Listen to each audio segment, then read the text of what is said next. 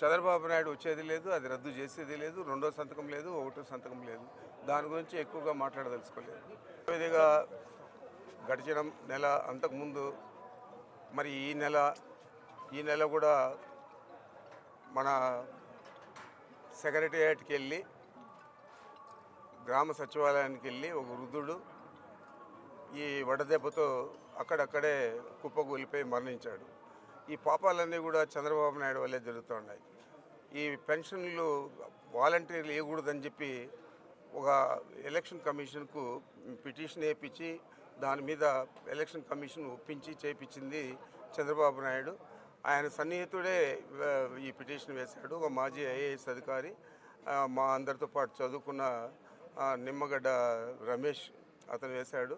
ఇదంతా కూడా కుట్రపూరితంగా ఆయన బంధువు కాబట్టి చంద్రబాబు చెప్పినట్లలో కూడా ఆయన చేస్తూ ఉన్నాడు. ఈ పాపం అంతా కూడా చంద్రబాబు నాయుడికే చెల్లుతుంది. చంద్రబాబు ఉన్నప్పుడు అయితే కేవలం 34 లక్షల పెన్షన్లు ఇస్తూ ఉన్నారు. పేరుకు 39 ఉన్నా కానీ 5 లక్షల పెన్షన్లు ఎప్పుడు కూడా ఇవ్వలేదు.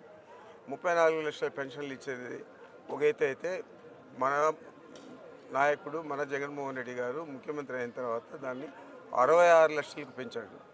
66 లక్షల మందికి బ్యాంకులు ఏకకాలంలో పెన్షన్లు ఇచ్చే పరిస్థితి ఉంటుందా? అదే వాలంటరీ వ్యవస్థ ఉంటే ఎంతో సౌలభ్యంగా సాయంత్రం 5 గంటలకే మొదలుపెట్టి ఉదయం 5 గంటలకే మొదలుపెట్టి సాయంత్రం లోపల 97-98% చేసేవాళ్ళు ఒకటో తేదీ వస్తేనే. మరి ఈరోజు ఆ పరిస్థితి లేదు కాబట్టి వయోవృద్ధులందరూ కూడా ఈ విధంగా ఎండాకాలంలో పిట్టలు రాలిపోయినట్లు రాలిపోతూ ఉన్నారు.